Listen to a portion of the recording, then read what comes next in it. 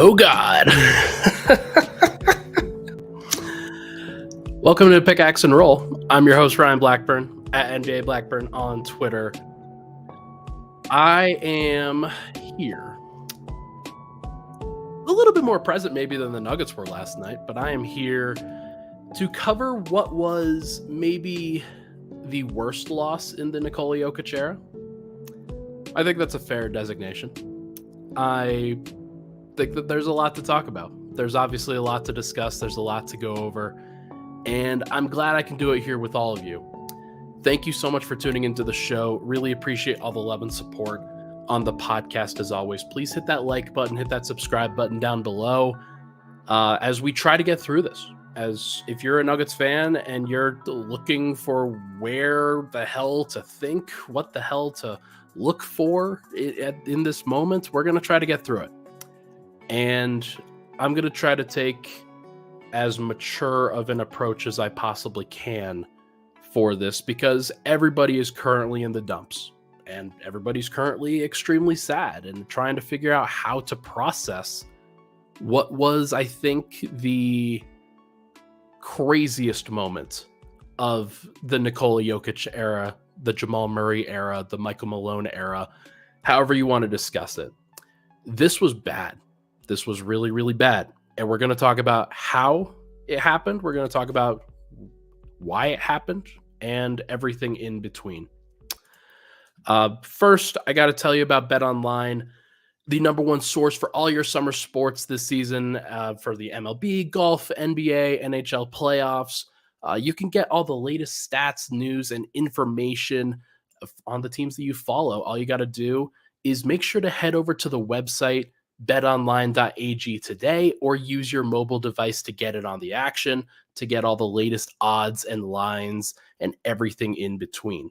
BetOnline, where the game starts. Okay. Now that that's out of the way, let's talk about what happened. Let's talk about last night.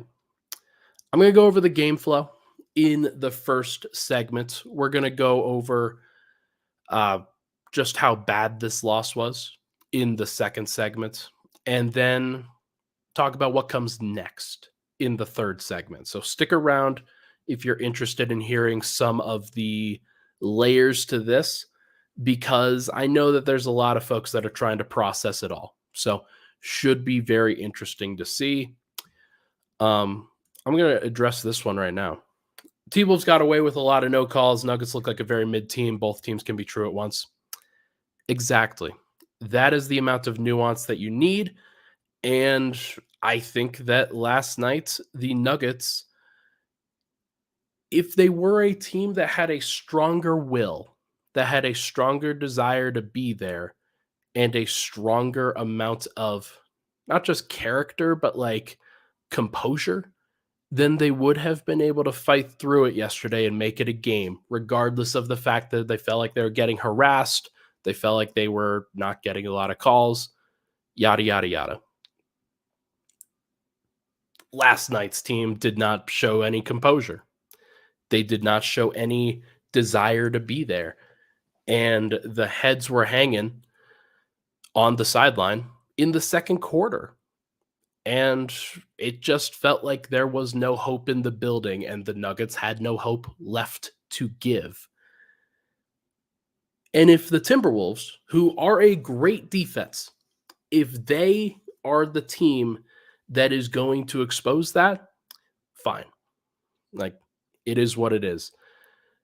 The Timberwolves are a great defense. That should be the main, like, not the main takeaway, because it really should be about the Nuggets, what your main takeaway should be. But the most important thing to understand in all of this is that the Timberwolves are exposing some issues with the Nuggets. And we'll go over some of those a little bit more extensively going forward, but because there's still plenty of time to talk about all of this. Right now, let's just talk about the game. Let's talk about what happened. This was a hard-fought first quarter, a very physical game, a very extremely physical game. And you could sense that the Wolves were still getting easier shots within that moment because one, they had Anthony Edwards on the floor and he was just an unguardable player.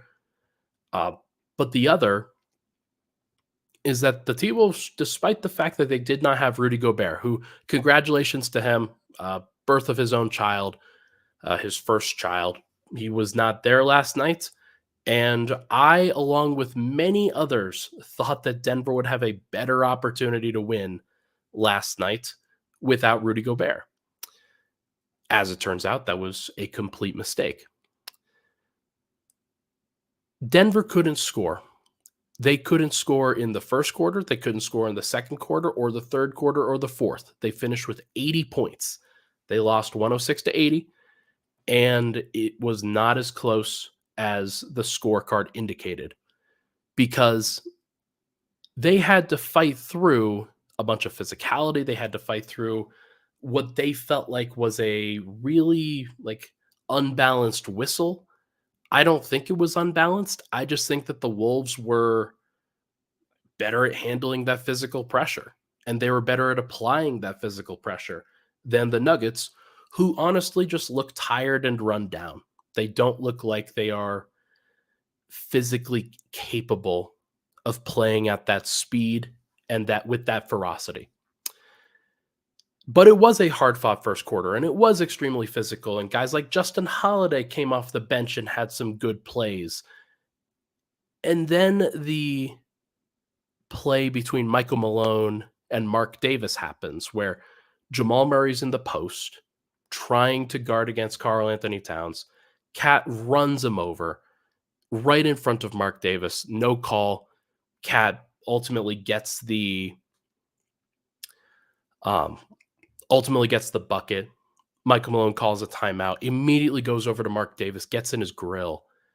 And I think he was trying to do that to give the Nuggets the necessary motivation and kind of target their frustrations a little bit through him, calm down a little bit after that, and then try to win a basketball game. Unfortunately, I think that play had the opposite effect that Michael Malone was hoping for, and it was not a good effect because what ultimately happened after that, Michael Malone not assessed a tech, by the way, and good on Marc Davis for letting him air his frustrations, but also the fact that he didn't give a tech, I think was part of the problem in that the refs were just not going to respond to what the Nuggets' frustrations were. And they ultimately crumbled after that point because the Nuggets at one point, Justin Holiday hits a basket. The score's 24-20 at that point with about a minute and a half to go in the first quarter. From that moment, the Nuggets did not score on 11 straight possessions. The Timberwolves defense was hellacious. It was physical. It was disruptive. It was every word that you could want to use. It took Denver 5 minutes to score another point. Murray made a contested driving layup. And the score from that point was now 39-22. The Wolves had gone on a 15-0 run, and it wasn't even like a crazy offensive explosion. This was just them shutting down Denver. And that was a problem for obvious reasons. the most understated thing I could possibly say. But it was in that moment that the Nuggets broke. Like they broke last night. And you could sense it from a mile away. The frustrations were boiling over. The physicality was getting to them. The disruptive defense that the Timberwolves were playing was getting to them. And everybody had a haunted look on the sideline of like, there's nothing that we can do. We don't know how to score. We can't do this. And I think that has to start with the two stars, Nikola Jokic and Jamal Murray. Murray shot 3 of 18 last night and looked haunted throughout. Also threw multiple things that are unofficial. And we're going to see what happens with the actual discipline that's laid down. I don't think he's going to get it like suspended, but there's at least a conversation to be had about whether he should. He was horrible last night. Just absolutely horrible. And you can understand why. Like, I've tried to articulate this as best as I can, that Murray was already going to have a difficult series because Jada McDaniels and Nickeil Alexander-Walker are two of the very best perimeter defenders in the NBA. But there's something about, like, you can talk about it. You can say that on a preview podcast. But until you actually see it and fully understand what that burden is like, it doesn't really have the same effect. So now that everybody has seen it, and now that Murray is clearly hampered by the calf, but also, like, I mean, even if he wasn't hampered by the calf, I want to make this clear to everybody. He would still be going through it right now because those defensive players, Alexander Walker and McDaniels, they are hell to go against. And I don't know if Murray would be better. Like, he'd be a little bit better. But would the Nuggets be winning or anything like that? No, absolutely not. Like, I think Murray would still be struggling, which to me shifts a little bit more of the what the hell's going on here to Joker, who took 13 shots last night, who scored 6 points in the second half, where Denver like actually cut the lead down to like 18, 19 or whatever. And Jokic shot 4 free throws and I think attempted 1 or 2 baskets, 1 or 2 shots. And that was basically it. Jokic did not show up last night either. And between those two, like I'm going to talk about it a little bit more in the second segment, but I think that Jokic and Murray should be co-sharing the blame on this one. Like, Murray, you can understand that he's being hampered, that he's very physical. Like, the calf is clearly bothering him, but in his own words, it is what it is. He's just got to play through it. And he put together the worst performance of his playoff career, bar none. He did have like 13 rebounds or 12 rebounds last night. And so, like, he's fighting. He's trying. That's the actual effort with him is not the issue. It is the ability to execute at a high level. And he just can't do it. Now, Murray was a minus 16 last night. Aaron Gordon was a minus 33. So, like, there are times and there are, like, areas of the game where other guys are not necessarily playing much better. And Aaron Gordon, like, he had a pretty statistically solid line yesterday. But for whatever reason, like, it's his, like, he had 3 made threes, and that's probably what really saved that. But he had 1 defensive rebound. Look, we could go hours and hours and hours upon playing the blame game. But the fact is that this team is not good enough right now. And they may never be good enough in this moment. And if you're a Nuggets fan, you're probably feeling some kind of way about it because everybody and their mother was telling you that this is the year. I was telling you that this was the year. Now, I was trying to be a little bit more honest about it and share some of my concerns throughout the year that, hey, it's not going to be easy. It's going to be kind of tough. We don't know what's going to happen. There's a lot to question. There's a lot to question, for sure. And we're going to do some questioning on the other side, including, is this the very worst loss of the Nikola Jokic era? Because I think it is. I think it is for a number of reasons, because Actually, we'll get into that on the other side. We will be right back to talk about all of that. But first, everybody, this podcast is, it's sponsored by Autograph. You use that code in the bottom right corner of the screen there. Use code and MHS in order to sign up for Autograph, one of the very best apps for fans. They do a great job and they put all of the best content in one place for you, whether it's articles, podcasts, and opportunities to get signed merch, discounted tickets, any bit of memorabilia to turn that passion into access and experiences. Autograph does a great thing. Uh, I realize that this probably doesn't hit home as much in in this particular moment for Nuggets fans, but make sure to go give Autograph a try, even if it's not just for the Nuggets, if it's for another team that you're very interested in as well. Autograph, where the game starts.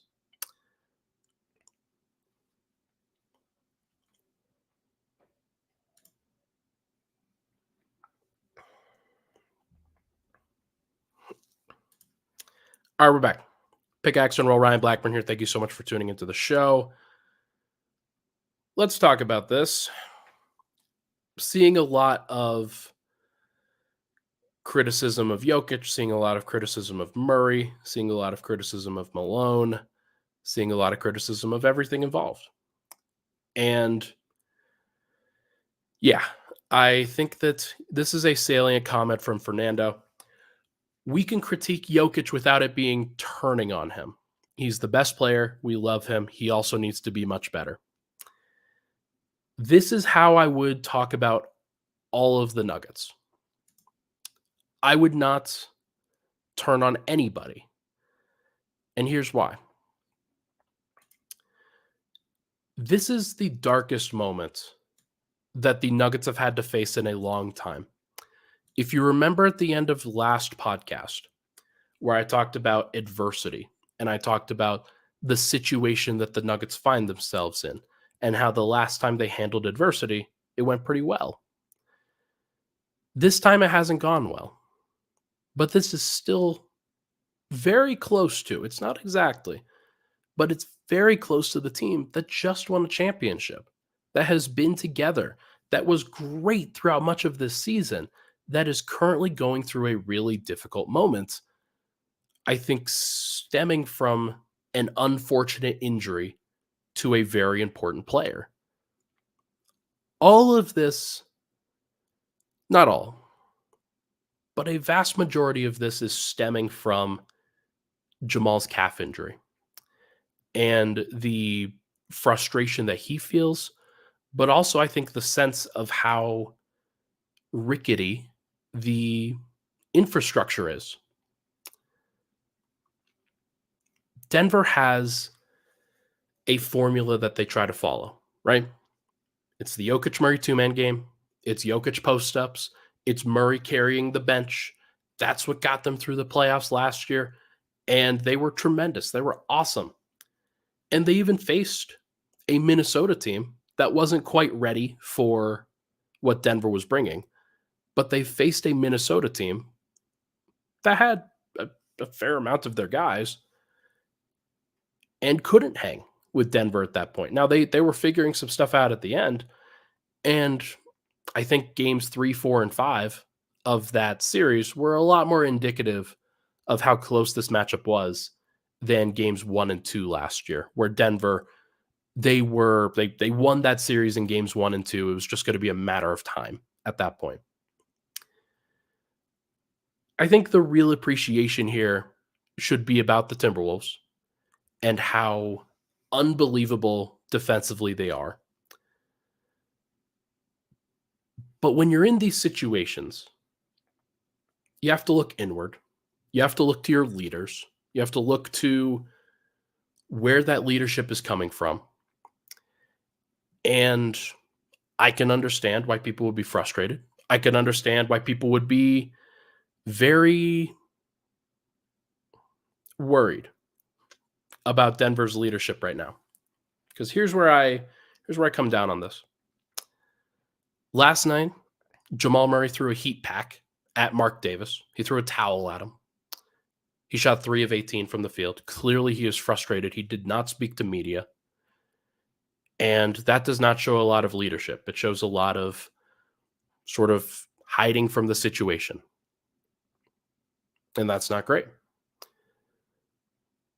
Last night, Michael Malone got in Marc Davis's face, basically tried to fight him on the court. For a long time, Michael Malone has had to shoulder the leadership burden for Denver. He's had to show the fire. He can sense that Jamal, usually the fiery leader for the team, is compromised right now.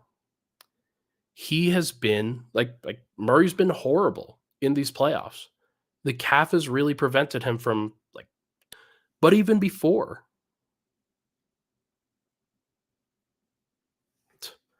Okay.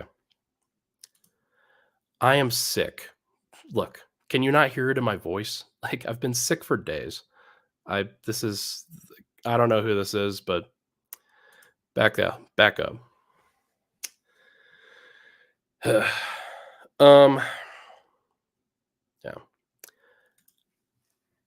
Murray is clearly compromised physically. And he at this point would be the fiery leader that you rely upon in this situation. Because if you remember back to the bubble, one of the big stories about the bubble was that Jamal Murray refused to lose. Utah Jazz, LA Clippers turned it around, found a way, dug deep, had 40 points in game 7 against the Clippers. Did a really nice job against the Jazz, obviously, put together a historic points run, 50, 42, and 50. But he was in a much less compromised position then, and the team was able to rally around him in that moment. Now, I think the team understands that they can't go to Jamal in these situations. They can't rely just on Jamal to pick them up emotionally and on the court because he can't do it. He just can't.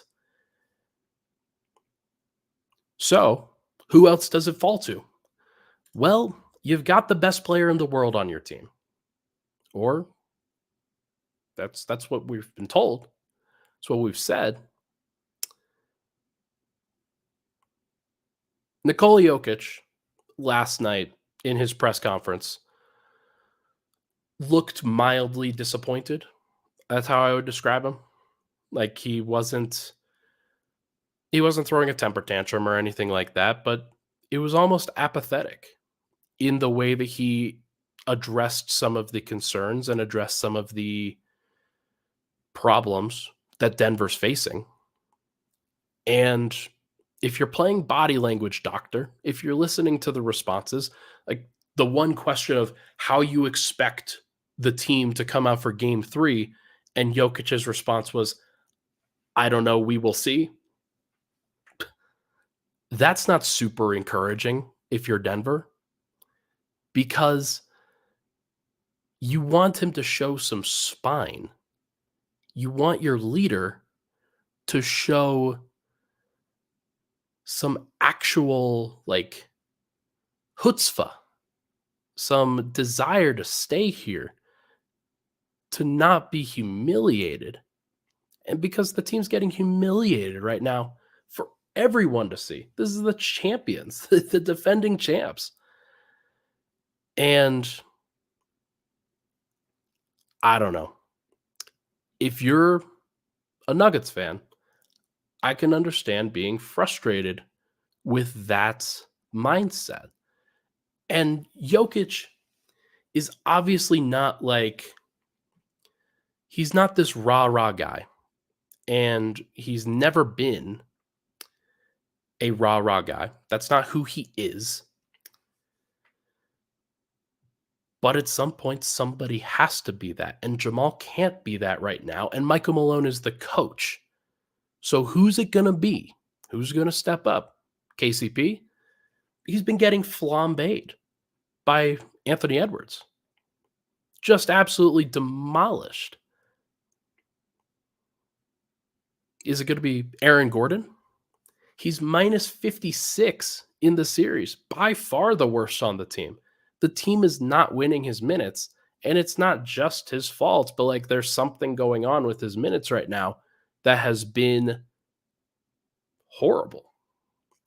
Michael Porter, I mean, Michael Porter's been the most consistent member of the team. Justin Holiday's been the best player in this series for Denver. Maybe it's those two guys that the team can rally around, but I don't think so. I think it's got to be their leaders. It's got to be their best players. And Murray can't do it. As much as it pains for me to say it, I knew going into the series that it would be hell for him. I did not think it would be this bad. 3 of 18 is bad.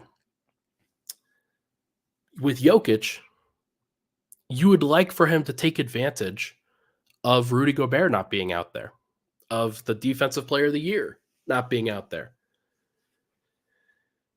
But the T-Wolves are just overwhelming him as well. They're not giving him any space in the paint to operate. There are hands going to the ball every single time that he's dribbling in the middle, and he just looks like he's lost out there for much of this time. And Denver, as a team, looks like they are lost. I think that this is the worst loss of the Nikola Jokic era. And I don't think it's close. I think you can look at some of the other times where things have been bleak, things have been really bad. No losses last year, of course. That wasn't the thing. The year before, Murray and Porter were out, so you can't really count any of those as okay, you understand why Denver lost because they had their second and third leading scorers not available. Duh. The year before, you could justify it, especially against the Phoenix Suns. So those were some really bad ones. Yes, Murray was out, but the team collapsed. Jokic got ejected in game 4, let his emotions get ahead of him, slapped Cameron Payne in the face. Not intentionally, obviously, but God, I would like to not be sick. That would be great. And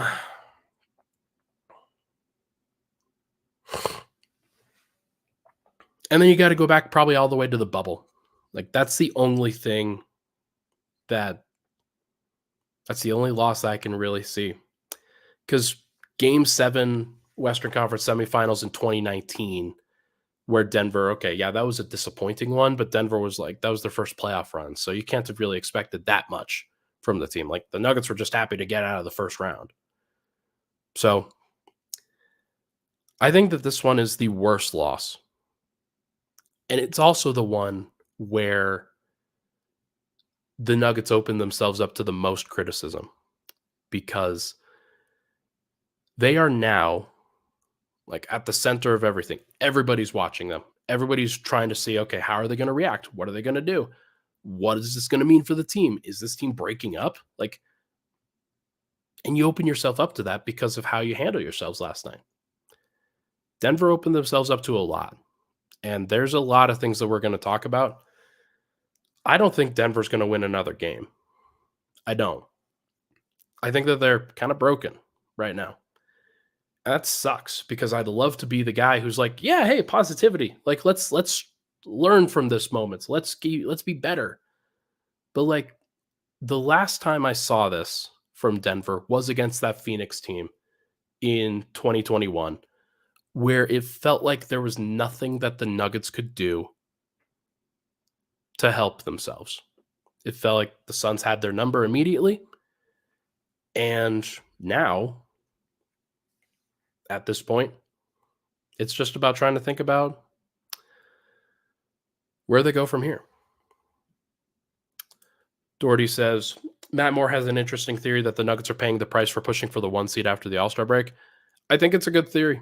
I honestly do. I think that this is one where if you're the Nuggets, this is a learning experience that especially when they were as thin as they are, where Denver clearly doesn't have these extra reserves in order to play Like, hey, Jamal, we don't need you to play 36 minutes post All-Star break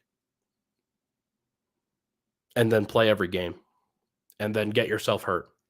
And Jokic doesn't need to play every single game like he did. And then Michael Porter played 81 out of 82 games. Like, all of those guys are just very, very frustrating. It really is. Yeah. Jacob W. This is a good comment. You guys got punched in the gut, but times aren't nearly as bad as you're making them out to be. The West is nasty and just getting tougher. Can't expect titles. I agree with that. And I think that I think Nuggets fans got arrogant this year, in my opinion. I think the Nuggets themselves got arrogant this year, thinking, okay, yeah, we'll just waltz on over to a title. We beat the Celtics. We beat the Wolves in game 80. Like, look at how good we are. I think the team expected things to line up for themselves. And rather than doing the important work that they did last year, they relied on, okay, well, we just know what we're doing. We just know what's supposed to happen. And I'm not going to speak to the amount of work that they did behind the scenes. I can just watch games 1 and 2 in the first quarter to know exactly how serious the Nuggets were heading into this round. There was not the level of urgency that you needed from this team.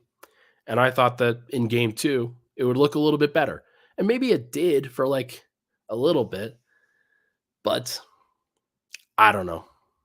It's at this point where you really find out who you are in these darkest moments. So when we come back, we're not going to talk about adjustments because we can't really do that. We're going to talk about who wants to be here and what that actually looks like. We'll be back. But first, got to mention to everybody number 38. If you're an Avalanche fan as well as a Nuggets fan, one of the things that number 38 is doing is they're hosting for all of the Mile High Sports watch parties, especially on the road games. So the road games are coming up for Denver on Friday and on Sunday. Maybe you want to go. If you can't experience a win, you can at least drink with your friends. That's an exciting aspect. Number 38 is the place to be. They'll give there's hosting giveaways for Mile High Sports. We're going to do a pregame podcast. I will not be there. I'll be in Minnesota this time. We'll see what happens there. But we're going to find out. We're going to see what happens with this Nuggets team. And number 38 is the place to be if you want to do all Nuggets watch parties, Avalanche watch parties. Hopefully the Avalanche can cheer you up in that moment. So make sure to go check that spot out, number 38, where the game starts. We'll be right back on Pickaxe and Roll. But first, this break from me. Hey, Nuggets fans, Ryan Blackburn here, host of the Pickaxe and Roll podcast on Mile High Sports. We've got the best Denver Nuggets coverage around, so make sure not to miss an episode and subscribe down below to the Mile High Sports YouTube channel. Nuggets off to a great start. Make sure not to miss a thing on Mile High Sports.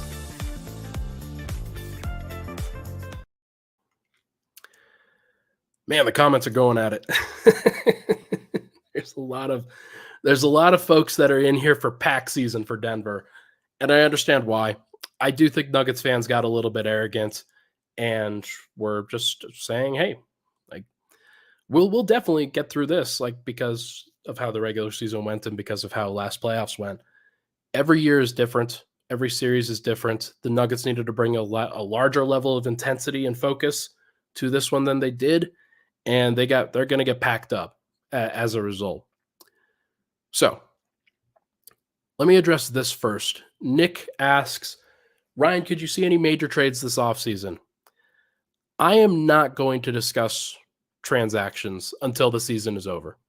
I try to make this a rule, unless like last year when there was a literal trade during the NBA Finals.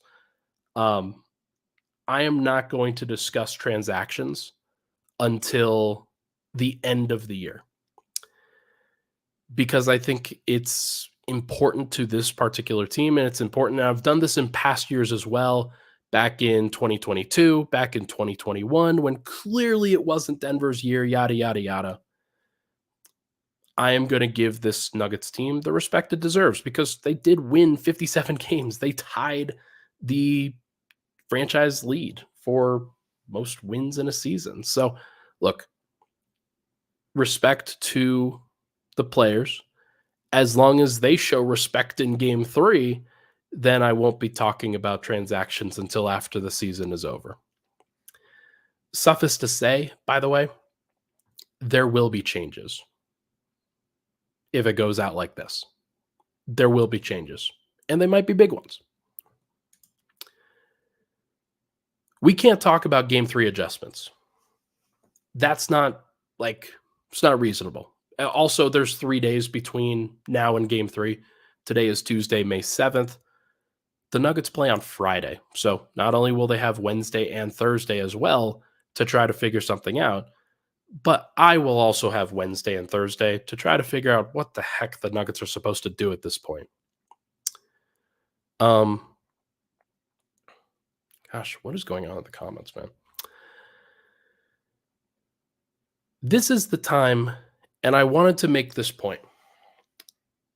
You ever have a realization in real time that you're not the main character of the story? Like whatever it is, the main character, whether you're in high school or you're at your own job or you're hanging out with somebody.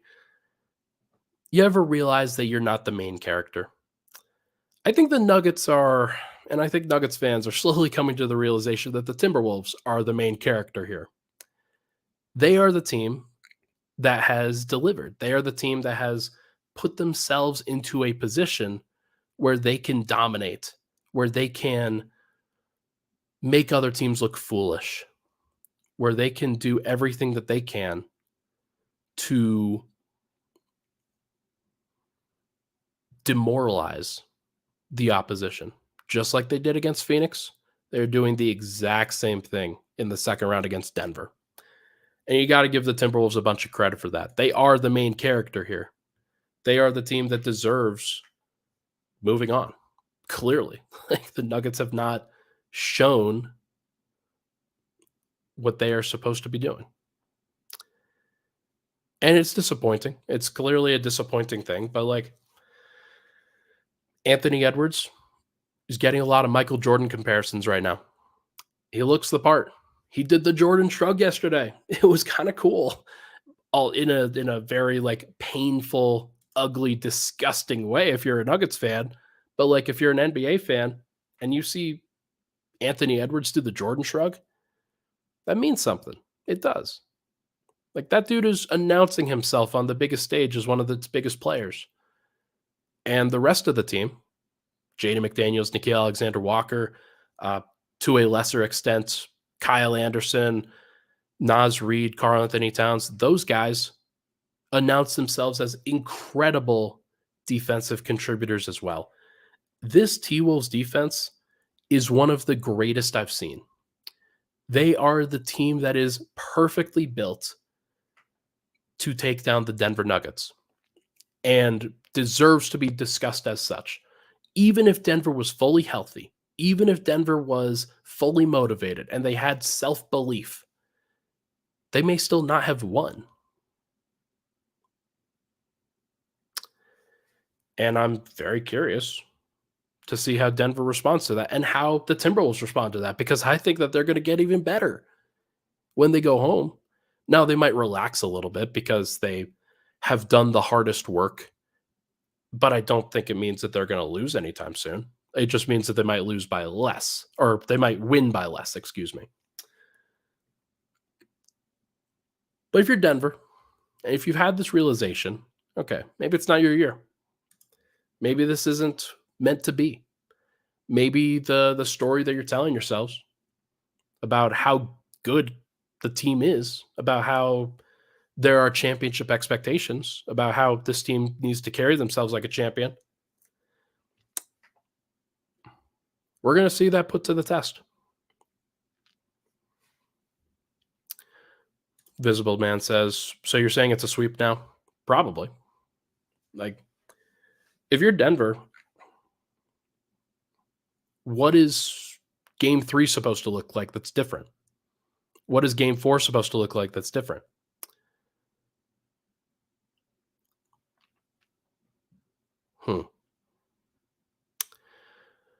What is going on? Why is this being... Okay. Yeah, you're getting timed out. Jesus. Yeah, I mean, I don't think that the Timberwolves are going anywhere. I don't think that the Nuggets are, like, at this point, they don't really have the, like, they just don't really have the energy and the effort level and the desire to actually change the outcome of this thing. And so we're going to find out who wants to be there. We're going to find out who wants to be in Minnesota for game 3. Like, is Nikola Jokic going to come out and lead by example? Is he going to play hard? Is he going to try to take it to the opposing team? Like, my brother and I were talking last night. He wants Jokic to triple his shot attempts, to go from 13 to 39. Doesn't matter, like, how the rest of the game is going. He wants Jokic to do what he can to try to put the team on his back and score as many points as possible, because everybody else is having a pretty hard time, including him. But he is the best player in the world, and he should be acting like it. That's what my brother and I were discussing last night when I got home from the game. I don't disagree with that, because dribbling around the opposing team right now, for Murray, for KCP, for Porter, for any of the guys, like, it's just not there. So maybe Jokic is the one guy that can sort of drag them out of it. Maybe. Or maybe not. And maybe he doesn't actually want to do this. Maybe he doesn't sense that he... Maybe he doesn't sense that he can do it. And so he won't. I don't know.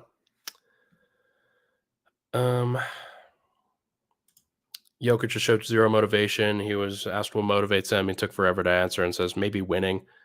Sounds like somebody who is not engaged. Yeah, the presser that we were at last night, it was not an encouraging presser. Not at all. And this was a team that was down in the dumps. This was a team that was clearly in their own feelings, that clearly did not know how to react in this situation. And that's understandable. Like, the team had their souls taken from them last night, stepped on repeatedly, and then handed back to them. Like, okay, you gonna do anything about this? Michael Malone, in answering a question to me, was like, okay, got lost, like got blown out, feels bad. What are you going to do about it? How are you going to respond? How are you going to play? And Michael Malone, like, I have a lot of sympathy for him in this situation, because he just does not have a lot of tools in the toolbox in order to attack this Timberwolves team. Like, there's no secondary ball handler. Jokic's defense is tremendously bad. Jamal Murray can't move. Michael Porter is the most consistent player on the team right now, and that's probably not awesome for him. There are a lot of questions on the roster, and Malone will probably try to change some things up. But more than anything, you got to have a team that believes that they can win. You got to have a team that believes that they can do this. And I just don't think that he does. And that puts coaching, like, at this point, how can you even, like, evaluate that? I don't know if you can. So look, we're going to see how they come out. We're going to see how they play. I'm curious to see what they do. I know that Nuggets fans are curious as to what they do as well, but I also know that Nuggets fans now have a certain amount of trepidation about them, about what is going to happen the next time these guys play. What is going to happen in this next matchup? We're going to see. Fernando asks, Ryan, what do you think is the difference that they showed more fight in the Warriors series compared to this one? I think that they knew that they had a chance. And to be fair, like games 1 and games 2, they did not play that well. Like they were pretty bad. They were behind the 8 ball. They got punched in the mouth. But the difference in that one was that they came home in games 3 and 4. And I think you could justify yourselves being like, okay, we can see it. We can see the light at the end of the tunnel here. Yeah. It's I think there's a belief that they could actually, and then by the end of the series, games 3, 4, and 5, you could see that they were narrowing the gap a little bit. But also it was Jokic kind of taking responsibility and saying, I need to be better. And then he was better. I would like to see Nikola Jokic take some more responsibility here because clearly Murray can't do it. Like, and then there's nobody else that you can really ask to step up in that situation other than your best player. Yeah. Not a lot of fun. Doherty says, Ryan, I just want to thank you for covering the Nuggets. I've watched every single episode and very much appreciate your objective approach no matter what. Thank you, man. I really do appreciate it too. I had some things come out over last week that may I don't want to go into it too much, but I do appreciate it. I've seen all the love, especially over the course of the last week, and it's always nice to be able to chat with Nuggets fans and to be able to see that your work means a difference. So, look, you can go to a lot of people for Nuggets coverage, and I'm really thankful that everybody here, we've got over 200 people in the chat. Really appreciate it. I'm glad that everybody is here because it's not an easy moment. And you could be doing anything right now, but the fact that you're listening to me, I really appreciate it. Not going to try. Ryan, please discuss trades. It's time. I know that's not what you usually do, but it's necessary. This one I'm going to stick on. I'm going to say no for now, but just know that like I said, trades will come. You can't just this is a tough one to come back from. So we will see what happens. Everybody, that is going to do it, I think, for this episode of Pickaxe and Roll, brought to you by our good friends over at Autograph, over at Bet Online, number 38. Everybody is very, very down right now. Now it's about how you respond. Are you going to respond like a professional? Are you going to respond like a child? We'll see what they do. Thank you so much for tuning into the show. Really appreciate all the love and support on the podcast. If you're a Wolves fan, hello. Hit the like button, hit the subscribe button. Really appreciate it. I've been saying very, very positive things about the Wolves the entire time. That team is tremendous. Everybody, thank you so much for tuning in. Please hit the like button and the subscribe button on the way out. Appreciate all the love and support. We'll talk to you guys very soon.